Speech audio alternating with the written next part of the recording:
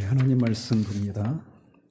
요한계시록 19장 11절에서 16절까지입니다. 요한계시록 19장 11절에서 16절까지 같이 읽겠습니다. 또 내가 하늘이 열린 것을 보니 보라, 백마와 그것을 탄 자가 있으니 그 이름은 충신과 진실이라. 그가 공의로 심판하며 싸우더라. 그 눈은 불꽃 같고 그 머리에는 많은 관들이 있고 또 이름 쓴 것 하나가 있으니 자기밖에 아는 자가 없고 또 그가 피 뿌린 옷을 입었는데 그 이름은 하나님의 말씀이라 칭하더라. 하늘에 있는 군대들이 희고 깨끗한 세마포 옷을 입고 백마를 타고 그를 따르더라. 그의 입에서 예리한 검이 나오니 그것으로 만국을 치겠고 친히 그들을 철장으로 다스리며 또 친히 하나님 곧 전능하신 이의 맹렬한 진노의 포도주 틀을 밟겠고 그 옷과 그 다리에 이름을 쓴 것이 있으니 만왕의 왕이요 만주의 주라 하였더라. 아멘. 지난주에는 하나님께서 음녀 바벨론을 심판하신 것이 의롭다라고 하는 것과 그 심판으로 인해서 이 세상 나라가 하나님과 그리스도의 나라가 된 것을 찬양하는 내용들, 그리고 어린 양의 혼인잔치에 대한 내용들, 그리고 어린 양의 혼인잔치에 참여한 자들이 복되도다라고 하는 그런 선언에 대해서 살펴보았습니다. 자, 그래서 지난주에 살펴본 이 하늘에서 이런 찬양은 결국 그리스도의 이 영광스러운 최후의 승리가 있을 것이라고 하는 것을 전제하는 찬양입니다. 그죠? 어린 양의 혼인잔치를 하기 위해서는 그 혼인잔치를 하기 위해서는 평화가 임하기 전에는 잔치를 할 수가 없잖아요. 그래서 그리스도께서 이제 최후의 최후의 승리를 할 것이게 최후의 승리가 있을 것을 암시해 준다고 이렇게 할 수 있단 말이죠. 그리고 오늘 본문은 실제로 이제 이 최후의 승리를 위해서 심판주로 오실 그리스도의 모습과 그가 하실 일에 대한 환상이 소개되고 있습니다. 요한은 또 내가 보니라고 하는 이 계시록의 전형적인 문구를 통해서 이제 새로운 환상에 대한 국면이 전개될 것을 알리고 있습니다. 그가 본 것은 하늘이 열린 것이었습니다. 그는 앞에 그 4장 1절에서도 하늘문이 열리는 것을 보았고 그 보좌가 있고 그 보좌에 그 앉으신 이를 보았죠. 그리고 11장 또 15장에서도 하늘의 성전이 열려 있는 모습을 보았었습니다. 그리고 이번에는 이렇게 하늘이 열린 가운데 백마를 타신 그리스도께서 하늘 군대를 이끌고 재림하실 그 채비를 갖추고 계시는 그런 영광스러운 모습을 보게 된 것입니다. 그리고 이 사실은 이제 바야흐로 이 사단의 세력들, 사단과 그를 따르는 그런 악의 세력들이 있죠. 큰 음녀 바벨론, 두 짐승은 적그리스도와 거짓 선지자죠. 그리고 그들을 따르는 땅의 임금들과 추종자들, 이들을 이제 하나님이 그리스도께서 만유의 대주제로 심판자로 오셔서 최후 심판이 도래할 것을 이 하늘문이 열리고 본 그 광경이 우리에게 말해주고 있는 것입니다. 이제 말하자면 이 구속사가 이제 하나님의 구속사역이 마무리 단계에 들어갔다라고 하는 것을 보여주고 있는 거예요. 그리스도가 오셔서 재림하시는 것을 통해 이제 이 세상의 최후를 알리는 그런 신유탄이 되기 때문에 그렇습니다. 그래서 그가 열려진 하늘을 통해 본 것은 백마와 그것을 탄 자였습니다. 백마를 탄 자는 앞에 6장 2절에서도 한번 등장을 한 적이 있습니다. 즉 7인 심판에서 이 네 색깔의 그 말을 탄 그 사람들이 등장하지 않았습니까? 거기에서도 백마를 탄 존재가 등장했는데 거기에서는 비록 그가 백마를 타고 있지만 그는 하나님의 심판을 대행하는 그런 존재일 뿐입니다. 즉 예수 그리스도는 아니셨단 말이에요. 따라서 그런데 이제 여기 이 11절에서 언급되고 있는 백마와 그것을 탄 자는 명백하게 심판주요 재림주로 오시는 예수 그리스도를 가리킨다라는 겁니다. 왜 그런지는 뒤에서 더 분명하게 나옵니다. 따라서 이제 11절 이하에서는 예수 그리스도의 부활과 승천 이후에 계속해서 주님이 제자들에게 말씀하셨던, 약속하셨던 그것이 이제 실현될 날이 왔다라고 하는 것을 말해주고 있는 겁니다. 그것은 우리 개인의 구원의 완성이기도 하고 이 세상을 향하신 하나님의 이 창조 목적이 그것이 이제 완성될 때가 기다리고 있다라고 하는 것을 보여주고 있는 겁니다. 그 사건의 결정적인 기점이 뭐냐? 그리스도의 재림이라는 거예요.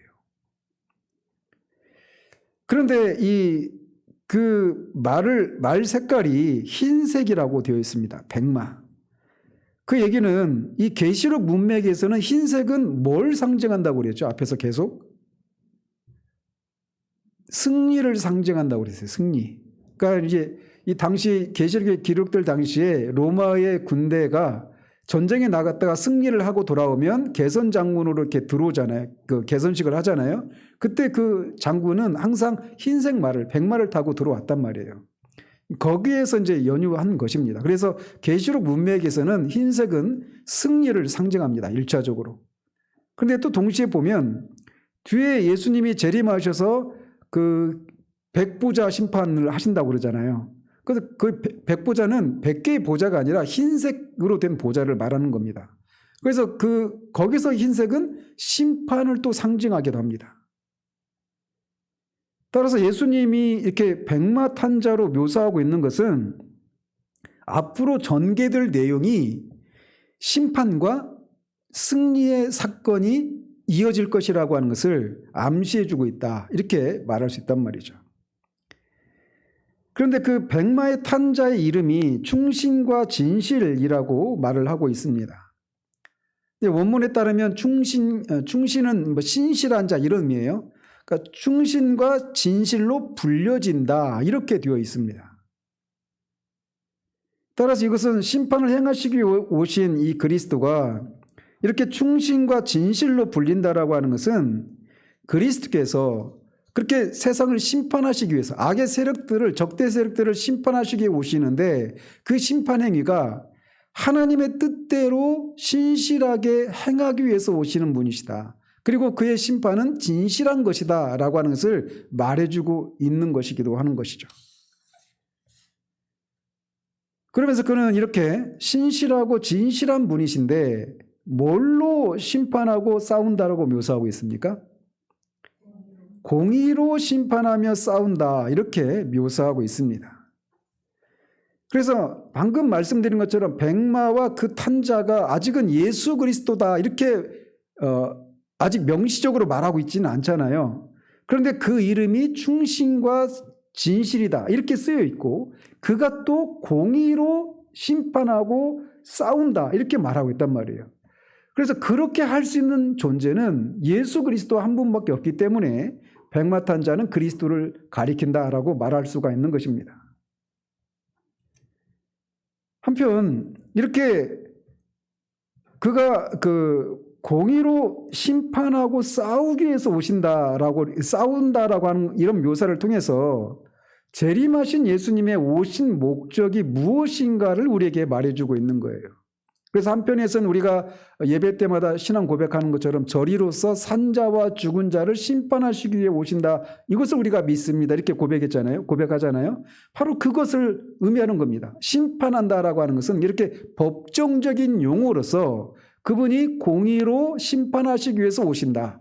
이 한 가지 목적이 있어요. 그리고 또 하나는 싸운다라고 묘사하고 있어서 그가 이 종말론적인 적대 세력들과 싸우기 위해서 오신다라는 겁니다.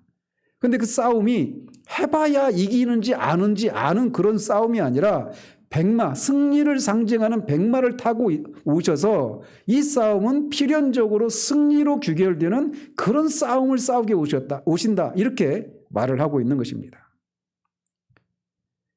그래서 주님이 이렇게 오셔서 할 일을 법정적인 용어인 심판한다라고 하는 단어와 전쟁 용어인 싸운다라고 하는 두 단어를 이용해서 묘사하고 있어서 주님이 재림하신 이유가 이 두 가지라는 거예요. 악의 세력을 심판하시고 그들을 쳐서 물리치시는. 그래서 그리스도에게 재림하신 예수님에게 그 예수님의 두 가지 이미지가 이렇게 더 씌워져 있는 겁니다. 하나는 심판주, 또 하나는 전사. 이런 이미지가 기록되어 있는 것이죠. 물론 예수 그리스도 이런 이중적인 면모는 분리된 것이 아니라 그냥 예수 그리스도께서 이쪽에서 보면 심판주고 이쪽에서 보면 전사다, 이런 이미지를 가지고 있다는 것이죠. 따라서 이어서 12절과 13절에서는 그분의 용모를 묘사하고 있는데 그 눈은 불꽃 같고 그 머리에는 많은 관들이 있다, 이렇게 묘사를 하고 있습니다. 백만을 타고 오시는 예수 그리스도의 눈이 불꽃 같다라고 하는 이 표현은 이미 앞에 서론 부분에서 나왔죠. 예수 그리스도의 계시다라고 말하면서 그의 눈이 불꽃 같다라고 하는 이런 표현이 이미 앞에서 나왔었어요. 그래서 그분의 눈이 불꽃 같다라고 하는 것은 그분의 그 눈에 그 어떤 죄인도 어떤 죄악도 숨길 수가 없다. 그리고 어떤 악인도 숨을 수가 없다라고 하는 것을 말해주는 겁니다. 예수님이 그렇게 오실 때 어떤 죄인도 숨을 수가 없어요. 심판주 예수님을 피해서 숨을 수가 없다는 것입니다. 그리고 어떤 죄인도 자신의 죄악을 심판주이신 예수님 앞에 그 죄악을 숨길 수가 없다는 거예요. 반드시 이 세상 끝날에 주님이 오셔서 그런 일을 하신단 말이죠. 그렇기 때문에 우리가 이렇게 심판주로 오실 예수님을 맞이할 준비가 되었는가라고 하는 것을 우리가 우리 스스로를 돌아봐야 하는 거예요. 제가 언젠가도 한번 말씀드렸던 것 같은데 제가 어떤 예화 말하는 건 돌아보면 몇 번씩 했던 거더라고요. 그런데 제가 초등학교 6학년 때 들었던, 주일학교 때 6학년 때 들었던 예화가 그게 계속 저의 뇌를 떠나지 않았었던 예화가 있어요. 그게 뭐냐면 이제 그때 제 기억으로는 천국에 가면 다 어떤 어디에서 이렇게 빛이 비친다라는 거예요. 빛이. 그래가지고 예수님 믿고 구원받은 사람은 밝은색 빛이 그 사람의 가슴에 비치고 그렇지 않은 사람은 검은색 빛이 비친다라는 거예요. 검은색 빛이 있나요? 근데 어쨌든 그렇게 말씀하셨는데 그때는 그 어떤 의문을 하지 않은지 그냥 들었죠. 근데 한 친구가 자신은 구원받은 줄 알고 그렇게 갔는데 보니까 자기 가슴에 검은색 빛이 비치는 거예요. 그러니까 그거를 막 감추죠. 손 위에 또 비치는 거예요. 이쪽 손으로 감추고 걔도 계속 비치는 거예요. 근데 그게 제가 초등학교 6학년 때 들었던 예화인데 지금까지도 기억이 생생해요. 불꽃 같은 눈으로 그 사람의 행적을 다 감찰하시는 거예요. 다. 그래서 공의로 진실되게 심판하신다라는 거예요. 거기에 그날에 그 심판주 예수 그리스도 앞에 설 수 있는 사람이 누가 있을까요? 한 가지 방법밖에 없습니다. 지나가시는 하나님의 그 영광을 보고는 살짝 없기 때문에 하나님께서 모세에게 네가 내 뒷모습만 보고 네가 그 바위 틈에 숨어서 내 지나가는 뒷모습만 볼 수 있다라고 하셨던 것처럼 만세 반석이신 예수 그리스도의 십자가의 공로 아래 우리가 숨지 않으면 결코 이 심판주 앞에 드러날 수가 없다는 거예요. 그리스도의 의의 옷을 입은 사람들은 죄를 한 번도 짓지 않은 사람처럼 그날에 담대하게 설 수 있을 것입니다. 오직 그 한 가지 사실밖에 없어요. 우리가 이 땅에서 주를 위해서 어떤 선을 행했든 어떤 열심을 냈든 그것 가지고 심판주 앞에 우리를 세워주는 것이 아니라고 하는 사실이에요. 근데 저 역시도 그렇지만 우리는 얼마나 많은 경우에 예수 그리스도의 의의가 아니라 우리가 경험한 것들, 우리가 한 것들, 이런 것들을 의지하고 이런 것들이 있으니 내가 구원받은 사람이지 라고 하는 생각들을 얼마나 쉽게 하는지 몰라요. 누군가가 자신의 구원의 문제를 이렇게 점검하도록 어떤 이런 식으로 저런 식으로 도전을 하면, 지난주에도 말씀드렸죠. 저 자신도 그랬고 다 기분 나빠해요. 나를 어떻게 보고. 당신이 그 체험했다라고 하는 그런 체험 나도 했고, 어쩌면 내가 체험한 것이 당신보다 더 놀라운 체험일 수도 있고, 이런 식으로. 내가 그리고 예수 믿기로 내가 그 한 후에 얼마나 많은 일들과 어떤 그런 열심을 내었는지. 너무나도 쉽게 우리는 그리스도의 십자가가 아니라 우리가 한 일, 우리가 경험한 것들, 이런 것들을 붙든단 말이에요. 제가 미리 말씀을 드리면, 우리가 제가 이제 우리 교회에서도 유사 그리스도인이라고 하는 것을 한번 해야 될 필요가 있다, 이런 생각을 해요. 이제 그 상황 봐가지고 좀 판단할 일이긴 하지만. 근데 거기서도 그 책을 잘못 읽으면, 우리는 항상 예수를 믿어야 된다 이런 얘기를 하면 가장 먼저 뭘 생각하시는지 아십니까? 내가 지금 이렇게 예수 믿으면 안 되는데, 이런 생각을 하잖아요. 근데 그렇게 생각할 때 가장 먼저 생각하는 게 뭐냐면, 예수님의 그 십자가의 공로를 믿는다, 이것을 먼저 떠올리지 않고, 내가 하나님 앞에 해야 될 행위들, 또는 하지 말아야 될 어떤 그런 것들을 하지 않아야 된다, 이 생각으로 가장 먼저 가요. 너무나도 쉽게. 그래서 그런 것을 하거나 하지 않는 것을 가지고 내가 예수 믿고 안 믿고 이런 것을 판단한단 말이에요. 너무나도 쉽게 말이죠. 생리적으로 우리는 율법주의자로 태어났기 때문에 그렇단 말이에요. 그런데 불꽃 같은 눈으로 그렇게 모든 행위들을 다 판단하시는 주님 앞에 그 어떤 것도, 우리 안에 있는 어떤 선행도 그 주님 앞에 우리를 세워주지 못해요. 오직 그리스도의 십자가의 대속의 은혜뿐입니다. 예수를 믿는다라고 하는 것은 그거예요. 그것을 믿음으로 우리가 거듭나서 주님을 위해서 무엇인가 어떤 선행을 할 수 있는 거예요. 이게 순서가 뒤바뀌면 완전히 기독교는 이제 타력 종교가 아니라 자력 종교가 되고 마는 거예요. 율법주의 망령에 휩싸여서 빠져나오지를 못하는 겁니다. 복음을 우리가 온전히 이해하지 못하면 그런 일이 빠지게 되는 거예요. 자, 어쨌든 그리고 또 묘사하기를 그리스도의 머리에는 많은 관이 있다고 말하는데, 관은 면류관이죠. 면류관은 통치를 상징합니다. 그러니까 그리스도의 머리에 많은 면류관이 있다, 이 얘기는 결국 뭘 말하느냐, 그리스도의 통치권이 무한하다, 무한한 통치자이시다, 이거를 말해주는 거예요. 그런데 이 앞에 보면 그 삼위일체를 모방하는 존재들이 있죠. 용, 그다음에 바다에서 올라온 짐승, 이들의 머리에 뭐가 있습니까? 용에게는 7뿔이 있었고 바다에서 올라온 짐승에게는 10뿔이 있었어요. 그리고 거기에 관이 있었죠. 관을 쓰고 있었단 말이에요. 그러니까 이들도 그리스도의 통치권을 모방하는 겁니다. 그런데 그들은 많아봐야 7개, 10개 이렇게 셀 수 있는 거예요.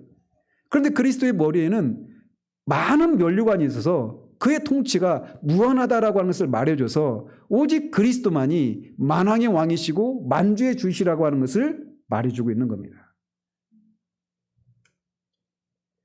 이런 종말론적인 적대 세력들, 이미 이게 다시 말씀드리지만 큰 17장에서부터는 큰 음녀 바벨론이 먼저 심판을 받았죠.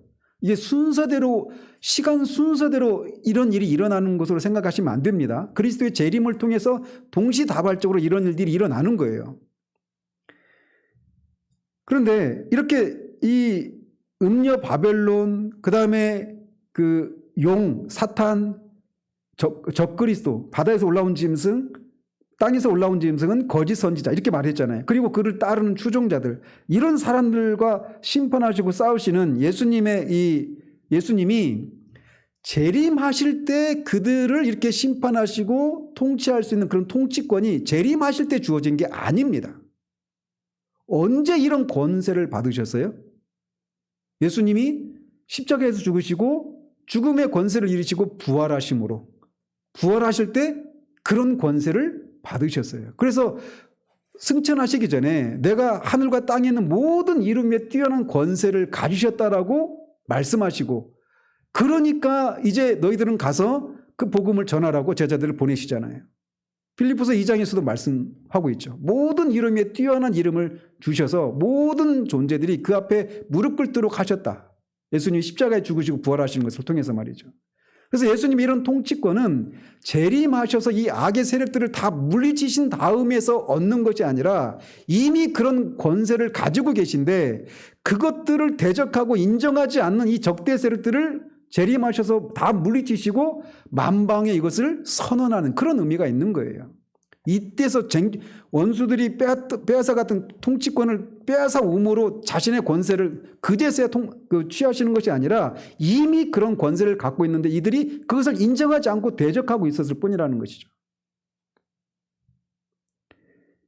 자, 이렇게 그의 눈이 불꽃 같고 머리에 많은 관들이 있다, 이렇게 묘사하고 있어 그런 것들을 말하고 있는 거예요. 그리고 또 보면 이름 쓴 것 하나가 있는데 자기밖에는 아는 자가 없다라고 말합니다. 그래서 히브리 그 성경에 나오는 이름이라고 하는 것은 단지 그냥 다른 사람과 구별하는 호칭 정도가 아니라고 말씀드렸죠. 이름은 그 이름의 이름을 가진 그 사람의 그 존재의 인격을 가리키는 거예요. 따라서 그의 이름 쓴 것이 하나 있는데 자기밖에는 그 이름이 무엇인지 아는 자가 없다, 이렇게 말하고 있단 말이에요. 여기서 자기는 누구예요? 예수 그리스도이시죠. 근데 예수 그리스도의 이름이 그 하나가 있는데 그게 이름이 써져 있는데 그걸 아는 자가 그리스도밖에 없다, 이렇게 말하고 있단 말이죠.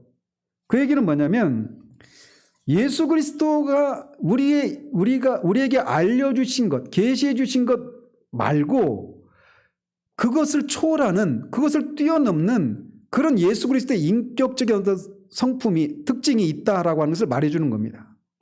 그러니까 예수님은 그 신적인 존재라고 하는 것을 이렇게 말을 해주고 있는 거예요. 그래서 예수 그리스도의 인격은 인간의 이성으로는 다 알 수 없는 그런 인간의 이성을 초월하시는 분이시다라고 하는 것을 이렇게 표현을 하고 있는 것입니다. 그래서 이 마운스라고 하는 이 학자는 고대에는 이런 생각들이 있었다라는 거예요. 어떤 신이나 귀신의 이름을 알려면 그보다 뛰어난 능력을 지닌 자여야만 한다. 이게 무슨 말인지 아시겠죠? 근데 예수님이 이름이 쓰여져 있는데 그 이름을 예수님밖에 모른다는 얘기는 예수님보다 큰 존재가 있다라는 겁니까? 없다라는 겁니까? 없다라는 겁니다. 예수님이 최고 지존이시다라고 하는 것을 말해주는 거예요. 김정일이가 최고 존엄이 아니라.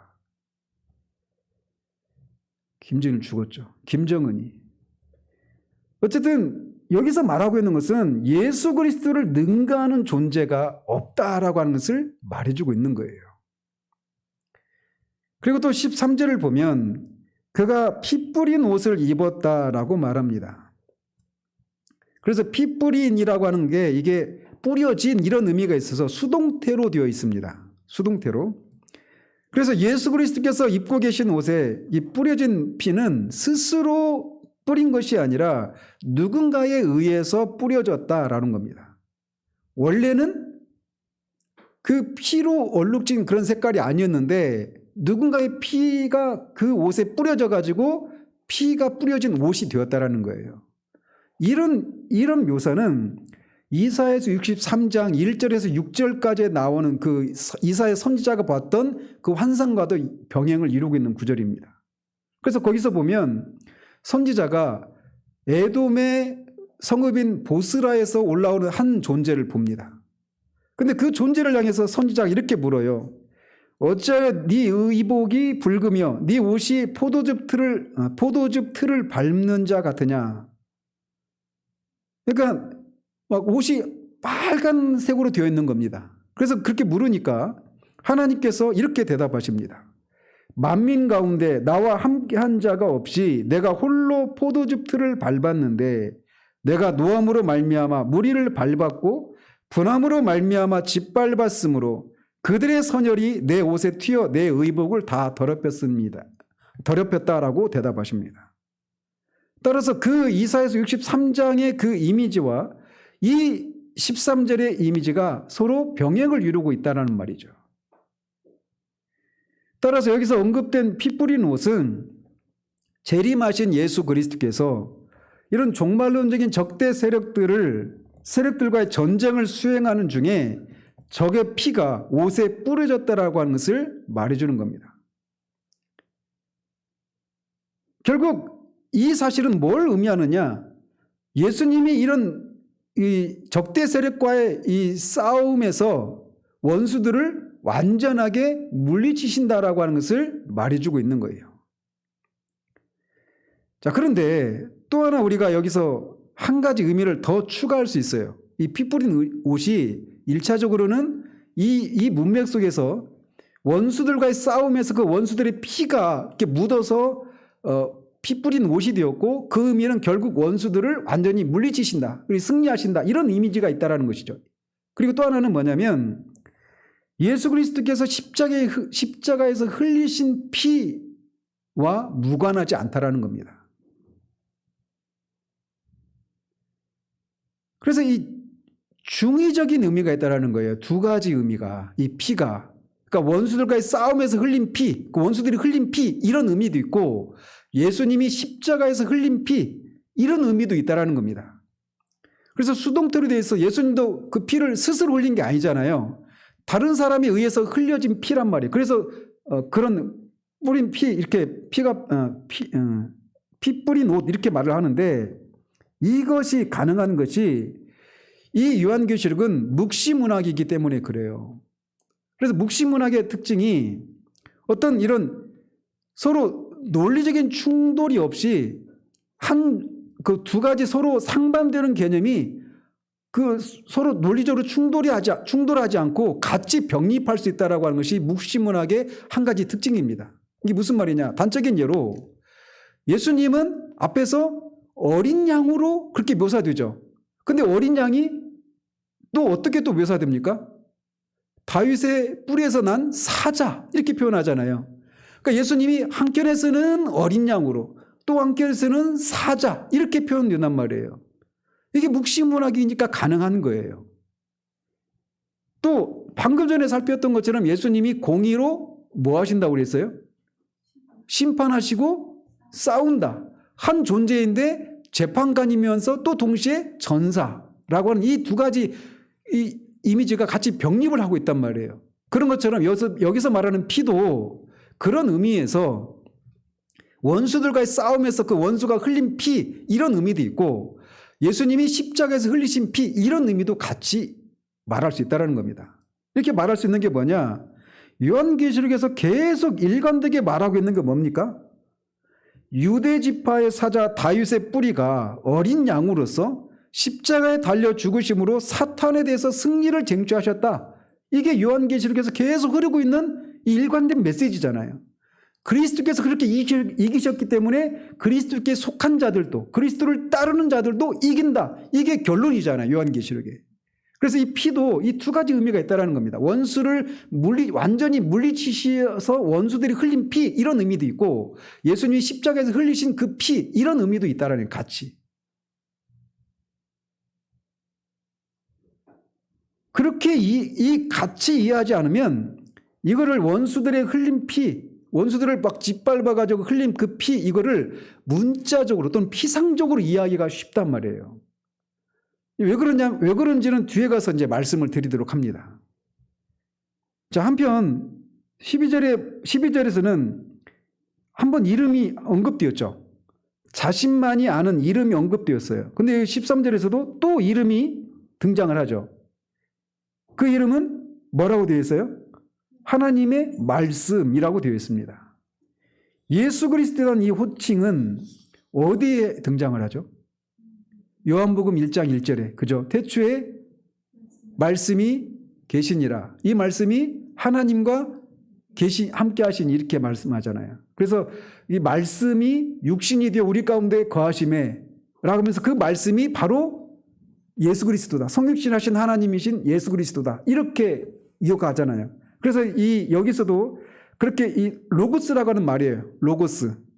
이 요한복음 1장 1절에서도 로고스라고 말씀이 로고스로 되어 있는데 여기 이 19장 13절에서도 로고스로 되어 있어요. 그래서 학자들이 앞에서도 이미 요한이라고 말했던 것이 장로 요한 이렇게 해서 사도 요한인지 아닌지로 논쟁이 있다고 그랬잖아요. 근데 여기서도 요한이 그 요한복음 1장 1절에서 예수 그리스도에 대해서 말씀 로고스라고 이렇게 그 호칭을 했는데 여기서도 똑같이 말하고 있어서 이 저자가 요한이다. 사도 요한이다. 이렇게 주장하는 근거이기도 합니다.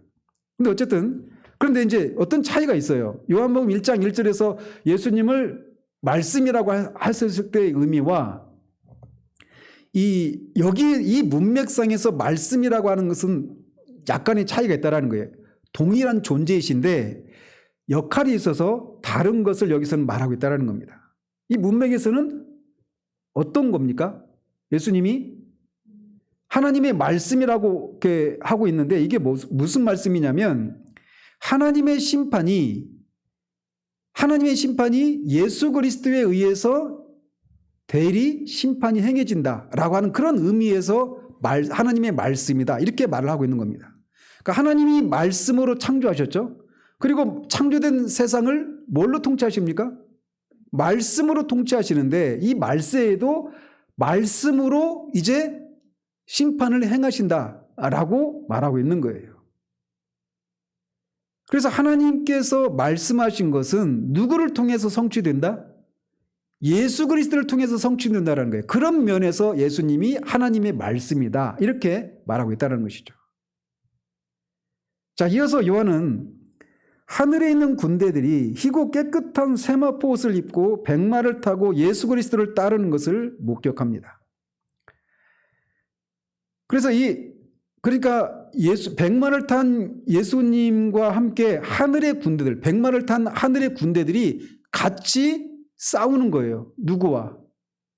19절에 보면 짐승과 땅의 임금들과 그들의 군대와 싸움을 벌입니다. 그러니까 그 예수님을 따르는 한 군대 진영이 있고 짐승을 따르는 한 무리의 군대가 있는 거예요. 그 두 진영 간에 싸움이 있다는 겁니다. 그런데 여기서 하늘의 군대들은 바로 이렇게 예수님을 따라서 이 마지막 종말론적인 전쟁을 치를 그 군대들인데 여기서 말하는 하늘의 군대가 누구냐라는 겁니다. 결론적으로 미리 말씀을 드리면 두 존재예요. 하나는 먼저 그들이 어떤 옷을 입고 있다고 말하고 있습니까? 희고 깨끗한 세마포 옷을 입고 있다. 이 옷은 어디서 나왔어요? 앞에 8절에 보면 어린 양의 아내 신부가 세마포 옷을 입고 있죠. 그러니까 그 어린 양의 아내는 누구예요? 교회죠. 승리한 천상의 교회를 가리키는 거예요. 다른 말로는 성도들을 가리키죠. 그리고 이들은 예수 그리스도를 따른다라고 말하잖아요. 근데 여기서 따른다라고 하는 단어의 시제가 미완료형으로 되어 있습니다. 완료되지 않고 완료되지 않았다라는 거예요. 미완료. 그러니까 무슨 말이에요, 그게? 계속 진행 중이다라는 겁니다. 그러니까 한 번만 예수님을 따르는 것이 아니라 계속해서 예수님을 따르는 그런 사람들이다. 이런 의미가 있는 거예요. 그래서 그게 앞에 그 14장 4절에 보면 어린 양이 어디로 인도하든지 따르는 자들에 대해서 언급합니다. 근데 그들이 누구냐면 성도들이에요. 따라서 이 두 가지 사실에 근거하면 즉 어린 양의 아내가 입고 있었던 옷과 똑같은 옷을 입고 있고 그 14장 4절에서 성도들에 대해서 묘사하기를 어린 양이 어디로 인도하든지 따르는 자들이라고 말했던 사람들이 성도란 말이에요. 그래서 이 두 가지 사실을 근거로 하면 1차적으로 이 예수님을 따르는 이 하늘의 군대들은 성도들이다. 승리한 천상의 교회다. 이렇게 말을 할 수 있단 말이에요. 그리고 또 요한계시록 17장 14절에 보면 그런 얘기가 나와요. 자, 여기서 승리한 이 천상의 교회가 예수님과 함께 종말론적인 적대 세력과 전쟁을 치르잖아요. 근데 그 전쟁에 참여한다 이렇게 말을 하고 있는 거잖아요. 이 19장 14절에 의하면. 그죠? 근데 그 사상이 이미 17장 14절에 언급이 되어 있어요. 17장 14절에 보면 짐승과 땅의 임금들이 어린 양과 더불어 싸운다라고 말하면서 어린 양이 그들을 이기신다 이렇게 말을 합니다. 그런데 그 14절 그 말미에 보면 또 그와 함께 있는 자들 곧 부르심을 받고 택하심을 받은 진실한 자들도 이기리로다 이렇게 말하고 있어요. 그러니까 짐승과 그를 따르는 추종자들의 연합 세력이 예수님 어린 양과 싸우는데 어린 양이 이겨요. 그런데 어린 양만 이긴다라고 말하지 않고 어린 양과 함께 더불어서 그 전쟁에 참여했던 자들도 이긴다 이렇게 말하고 있단 말이에요. 그래서 종말론적인 전쟁에 백마 타고 오시는 그리스도뿐만 아니라 그를 따르는 군대들도 같이 전쟁에서 싸워서 이긴다라는 거예요. 근데 1차적으로 그들이 누구다?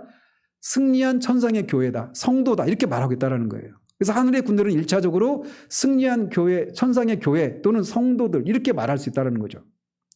그리고 또 하나는 이 하늘의 군대는 1차적으로 이렇게 승리한 천상의 교회 즉 성도들을 가리키는데 계시록 15장 6절에 보면 7장을 가진 7 천사들 역시 맑고 빛난 세마포 옷을 입은 존재로 묘사하고 있어요.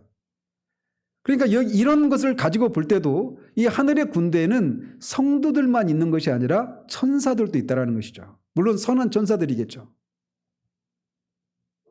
따라서 여기서 언급된 하늘에 있는 군대는 승리한 천상의 교회와 이 천사들의 연합군이다. 이렇게 말을 할 수가 있는 겁니다. 그런데 그들이 어떤 색의 말을 타고 있어요? 백마를 타고 있다는 거예요. 흰색 말을. 이 흰색은 어떤 상징? 승리의 상징이라는 거예요. 그래서 이들이 이렇게 전쟁을 치르지만 결국 승리한다라고 하는 것을 암시해주고 있는 겁니다. 그들이 타고 있는 말 색깔이 말이죠. 자, 그리고 15절에서는 백마 타고 오시는 예수님의 심판 사역을 구체적으로 소개합니다. 먼저 그의 입에서 예리한 검이 나오니 그것으로 만국을 칠 것이요 이렇게 말을 합니다. 이것은 앞에서 이미 예수님에 대한 묘사를 하는 장면에서도 나왔죠. 예수님의 입에서 이 예리한 검이 나온다. 이런 표현들이 1장 16절, 2장 12절, 16절 이런 곳에서 나왔어요. 그리고 바울도 데살로니가 후서 2장 8절에서 이렇게 얘기합니다. 그때 불법한 자가 나타나리니 주 예수께서 그의 입의 기운으로 그를 죽이시고 강림하여 나타나심으로 패하시리라 이렇게 말을 하고 있습니다. 따라서 이런 구절들을 가지고 말을 할 때 예수님의 입에서 예리한 검이 나와서 이 종말론적인 적대 세력을 물리친다고 할 때 그 검이 가리키는 건 뭘까요? 뭘로 이 적대 세력들을 물리치신다는 겁니까? 말씀이에요. 말씀. 그래서 히브리서 2장 14절인가요? 하나님의 말씀은 살아있고 운동력이 있어서 그러죠? 예. 자우의 날성공과 같이 날성공과 같고 하면서 그 말씀이 있죠. 지금 제가 막 애드립이라 지금 막 떠오르지가 않는데 어쨌든 그것을 말하는 거예요. 자, 우리가 흔히 전쟁하면 뭘 생각해요? 지금 우크라이나 이 러시아 전쟁할 때 막 미사일 날아다니고 전차 포가 날아다니고 총을 쏘고 이런 물리적인 무기들을 가지고 싸우는 싸움을 연상하잖아요.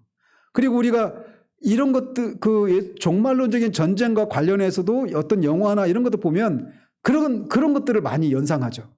어떤 물리적인 무기들을 가지고 벌이는 뭐 제3차 세계대전 이런 것들을 연상하잖아요. 그죠? 그런데 그렇지 않다라는 겁니다. 그리스도께서 말씀으로 세상을 창조하시고 말씀으로 세상을 다스리는 것처럼 이 끝날에도 말씀으로 세상을 심판하신다라고 하는 것을 말해주고 있는 거예요.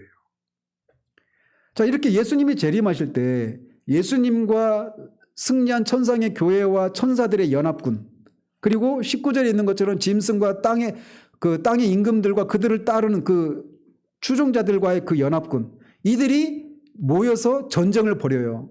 근데 어디서 전쟁을 벌인다고 앞에서 나왔죠, 한번. 16장에서 아마겟돈에서 그렇게 모여서 전쟁을 벌인다라고 나온 적이 있어요. 그래서 그때도 말씀드렸죠. 아마겟돈은 어떤 실제적인 장소가 아니라고. 그리고 거기서 벌이는 전쟁도 물리적인 전쟁이 아니라고 그랬죠. 영적인 전쟁이라고 그랬어요. 그래서 이것은 마치 우리가 이 땅에 살아가면서 오늘도 우리가 지난주에 우리 성경 구절이 그거잖아요. 우리의 싸움은 혈과 육을 상대하는 것이 아니요 통치자들과 권세들과 이 어둠의 세상 주관자들과 하늘에 있는 악의 영들을 상대함이라. 그래서 어떻게 하라는 거예요? 그 영적인 싸움은 하나님의 전신갑주를 취하라는 겁니다. 하나님의 전신갑주의 내용이 뭡니까? 복음의 신발, 진리의 허리띠, 의의 흉배, 구원의 투구, 믿음의 방패, 성령의 검, 의의 흉배. 이렇게 말했나요? 어쨌든 그런 내용들이에요. 그리고 그 모든 것 위에 뭘 더하라고 그랬어요? 성령으로 기도하는 거예요. 그러면 그 앞에 있는 내용들, 그 머리 구원의 투구부터 발에 있는 그 복음의 평안의 복음의 그 신발까지 다 뭐와 관련된 내용이에요? 다 말씀과 관련된 내용입니다. 말씀을 통해서 복음에 대한 선명한 이해가 없으면 구원을 의심하게 되는 일이 일어나는 거예요. 그러니까 다 진리로 무장하는 겁니다. 진리로. 그러니까 영적인 싸움의 실체는 뭐냐면 진리 전쟁이에요. 제가 권사님하고 얘기하다가 진리 전쟁, 권사님 입에서 진리 전쟁 이 말씀이 나오는데 막 역시 우리 권사님 진리 전쟁이에요. 진리 전쟁. 그러니까 그 마지막에 있을 그 싸움도 말씀으로 적들을 물리치는 겁니다. 그런 것처럼 이 땅을 지나는 동안에도 여전히 우리의 싸움은 영적인 싸움인데 그 싸움의 무기는 뭐냐? 말씀이에요. 말씀. 방어 무기가. 그리고 공격용 무기도. 그 신뢰가 뭡니까? 예수님 이 땅에 계실 때. 그렇죠. 광야에서 사탄과 싸울 때 세 가지 시험을 하실 때 예수님이 뭘로 싸워요? 물리력으로 싸우지 않아요. 말씀으로 대적하고 물리친단 말이에요. 그런 것처럼 우리도 이 땅을 살아가면서 말씀으로 진리로 무장하고 말씀으로 그렇게 싸우고 방어하는 이런 싸움을 싸우는데 마지막 때에도 그의 입에서 나오는 날카로운 검, 즉 말씀으로 그래서 말씀을 그렇게 말하잖아요. 성령의 검, 곧 하나님의 말씀을 가지라 이렇게 말하잖아요.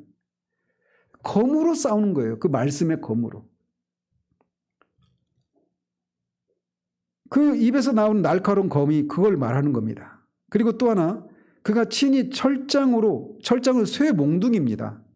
그러니까 쇠 몽둥이로 다스린다라고 하는 것도 결국 뭐와 똑같아요?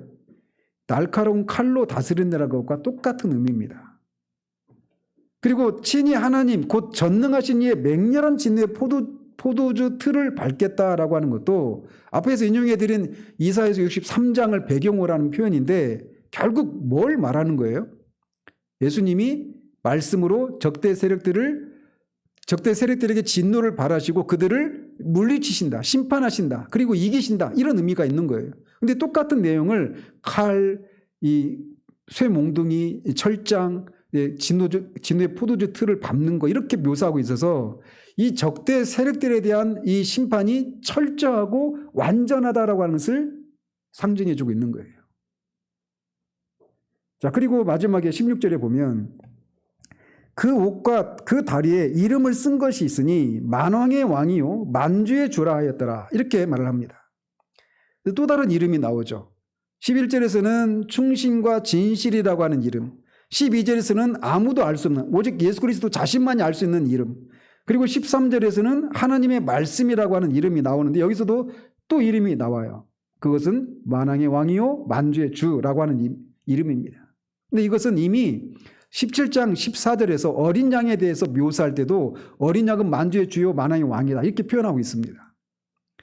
그래서 그 예수 그리스도께서 이렇게 재림하실 때 만왕의 왕, 만주의 주로 적대 세력들을 다 물리치시고 그렇게 선포하실 거라는 거예요. 근데 앞에서도 말씀드린 것처럼 이 순간 비로소 그렇게 만왕의 왕이요 만주의 주가 되시는 것이 아니라 이미 그런 분이신데 그것을 대적했던 자들을 다 물리치시는 것을 통해서 이제 공개적으로 만천하 이렇게 공포하신다 이런 의미가 있다는 것이죠. 자, 그런데 그의 이름이 그분의 옷과 다리에 써 있다 이렇게 말을 하고 있는데 이것을 이해하기 위해서는 그분이 말을 타고 오신다라고 하는 이 문맥과 연결해서 생각을 해야 됩니다. 기병이 당시 이제 기병들이 입는 옷이 그 어떤 겉옷 그 외투가 있고 그다음에 그 다리에 그런 다리 덮개를 이렇게 착용하고 그렇게 전쟁을 치렀단 말이죠. 그런 이미지를 연상시켜서 이렇게 표현하고 있는 거예요.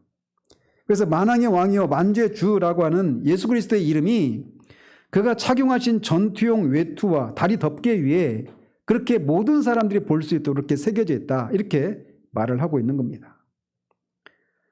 자, 이렇게 세상 끝날에 그리스도께서 재림하셔서 그분의 적대 세력을 완전하고 철저하게 물리치신다라고 하는 이것은 그것을 믿는 성도들에게는 말할 수 없는 위로와 소망이 되는 내용인 것이죠.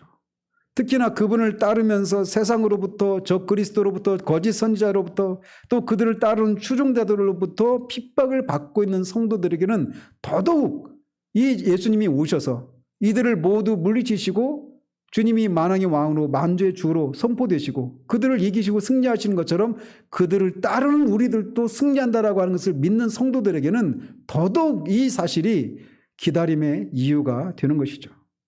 그래서 우리가 지난주에 불렀던 마라나타라고 하는 찬양에서도 아멘 주 예수의 오시옵소서, 이게 요한계시록의 맨 끝에 있는 기도잖아요. 이 내용을 안다라면, 계시록에서 말하고 있는 것을 안다라면 이 땅을 살아가면서 예수님을 믿는 것 때문에 이런저런 종류의 핍박을 받고 있는 성도들에게 마라나타 아멘 주 예수의 오시옵소서라고 이게 너무나도 자연스러운 소망과 기도 제목이 될 수밖에 없다라는 것이죠. 그래서 이 땅에서는 이 적대 세력들이 성도들을 죽이고 겉으로 보면 승리하는 것처럼 보여요. 그러나 그게 정한 기한 동안만 그렇다라는 겁니다. 그 기간을 여기서는 뭐라고 표현하고 있어요? 42달, 한때, 두때, 반때, 1260일 다 똑같은 내용이라고 그랬죠. 이 기간 동안만, 정해진 기간 동안만, 그리고 그 기간은 어떤 기간이라고 그랬어요? 세대주의자들이 말하는 것처럼 대환란 7년 중에 후 3년 반, 문자적인 3년 반을 말하는 게 아니라고 그랬죠. 초림에서부터 재림까지 종말론의 시간 전체를 가리킨다고 그랬어요. 근데 그게 정한 때가 있다는 겁니다. 끝나는 때가 있어요. 예수님이 오시면 끝이 납니다. 모든 것들이 완전히 역전 현상이 일어나는 거예요. 그리고 그것을 믿고 소망하고 인내했던 성도들이 결국은 옳았음이 입증이 될 것이에요. 그날이 우리가 소망하는 것은 우리가 믿는 것이 옳다라고 하는 것을 사람들로부터 인정받기 때문이 아닙니다. 그것이 있죠. 그것은 어떤 근본적인 원인 때문에 파생되는 결과예요. 그것이 주님을 기다리는 첫 번째 목적은 아닙니다. 그럼 왜 주님이 오셔서 왜 오시는 것을 왜 기다리느냐? 주님의 옷과 다리에 새겨져 있는 것처럼 그분이 만왕의 왕이요 만주의 주라고 하는 것이 만천하에 드러나서 모든 존재가 그분을 합당한 존귀와 영광을 경배를 돌리게 되는 일들이 일어나기 때문에 그래요. 그리고 그 예수를 이 땅에 보내신 하나님도 마땅히 이 24장로나 내 생물이나 천사들이나 모든 피조물들이 그렇게 하늘에서 부르는 그 찬양처럼 실제로 그런 일들이 일어나기 때문에 우리가 주님이 오실 것을 기다리게 된다는 것이죠. 그 기간에 아까도 우리가 예배하기 전에 잠깐 기도했던 것처럼 부흥도 바로 그겁니다. 부흥의 궁극적인 목적은 하나님이 하나님으로 인정을 받아서 하나님이 영광 받으시는 것, 그것이 부흥을 하나님이 허락하시는 궁극적인 목적이에요. 그래서 우리가 이 주님이 반드시 오시게 된다라고 하는 것을 기억하고 한 가지만 더 말씀드리면, 이렇게 종말에 예수님과 성도들과 이 천사들의 연합군과 짐승과 이 땅의 임금들과 그들을 따르는 이 적대 세력들 연합군이 싸운다 그랬잖아요. 근데 만약이지만 자신은 예수님을 따르는 그런 사람이고 나는 구원받은 사람이고, 그래서 예수님이 종말론의 전쟁에 나는 예수님 편에 서서 이 적대 세력들과 싸운다고 생각했는데 내가 반대쪽에 서 있으면 어떻게 되겠습니까? 그런 일이 있다라고 하잖아요. 마태복음 7장에 예수님이 그 마지막 때에 주여 주여 하는 자마다 아버지의 나라에 들어가지 않는다라고 못한다라고 말씀하시잖아요. 근데 많은 사람들이 적은 수라고 말하지 않고 많은 사람들이 자신은 이 땅에 있는 동안 예수님의 이름으로 권세도 행하고 선지자 노릇하고 그런 귀신을 쫓아내는 일들을 했다라고 하면서 당연히 나는 천국 갈 사람이라 생각했는데 예수님이 모른다라고 하는 사람이 많다라고 말씀하신단 말이에요. 자신이 구원받았다고 생각하는 사실은 구원받지 못한 사람들이 그렇게 많다라는 겁니다. 그런 측면에서 내가 정말 구원받은 사람이어서 예수님과 함께 그 성도들의 무리, 천사들의 그 하늘 군대의 일원으로서 그렇게 그런 종말론적인 전쟁을 치를 그런 연합군에 속한 사람인지 아닌지 이거를 반드시 확인해야 되는 거예요. 근데 그 확인의 과정이 궁극적으로 결론이 어디로 초점이 맞춰져야 돼요? 예수 그리스도의 십자가의 대속의 은혜를 내가 오직 그것만 붙들고 있는지 그것만이 나를 구원할 수 있는 유일한 그런 길인지를 알고 있는지 그걸 믿고 있는지 이걸 보아야 하는 거예요. 그러므로 그날에 이 주님의 오셔서 이룰 이 날에 대한 소망이 있는 자마다 우리는 타협하지 않고 그분이 오셔서 심판하실 때 부끄럽지 않은 모습으로 서기 위해서 깨어 있어야 할 것입니다. 기도하겠습니다. 하나님 아버지, 백마 타고 오실 재판관이요 전사로 오셔서 주님을 거스르고 주님께 속한 교회를 핍박했던 조롱했던 두 짐승과 용과 큰 음녀와 땅의 임금들과 그들을 추종하는 그 모든 적대 세력들을 완전하게 철저하게 물리치시고 그들을 공의로 심판하실 그날이 다가오고 있음을 바라보는 믿음으로 우리가 이 땅을 살아가기를 소원합니다. 얼마나 자주 그 사실을 우리가 잊고 살아가는 경우들이 많은지요.